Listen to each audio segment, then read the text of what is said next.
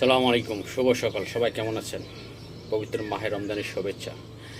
এখন খবরের পাতা বা খবরের শিরোনাম দেখলেই বা শুনলেই একটা জিনিসই কানে ভাসে যে রাষ্ট্রীয় নাকি 23 লক্ষ কোটি টাকার ঋণ।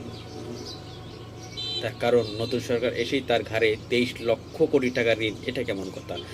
ডক্টর ইউনূস এতদিন ছিল, 18 মাস দেশ চালিয়েছে, তো তার কাছ থেকে হিসাব বুঝে না নিতেই তাকে সরকার গ্রহণের পরের দিন তাকে দেশ থেকে চলে যাওয়া, এটা কেমন বিষয়? সাধারণত একটা দোকানে বা শোরুমে যারা চাকরি করে, ম্যানেজার পোস্টে বা ইনচার্জ পোস্টে যারা চাকরি করে, তাদেরকে বিতাড়িত করার আগে 1 সপ্তাহ আগে থেকে তার কাছ থেকে হিসাবগুলো বুঝে নিয়ে তারপরই তাকে ছাড়া হয়। কিন্তু এই সরকার তাকে কেন পরের দিনে ছেড়ে দিল? হয়তো বা তাকে রাষ্ট্রীয় মেহমান হিসেবে 20 দিন বা 25 দিন রেখে তার কাছ থেকে সব কিছু বুঝে নেওয়ার পরই তাকে ছাড়া হতো। কিন্তু এখন এই সরকার এসেই তার ঘাড়ে 23 লক্ষ কোটি টাকা ঋণ। এটা একটা টু মাচ, এটা হতে পারে না।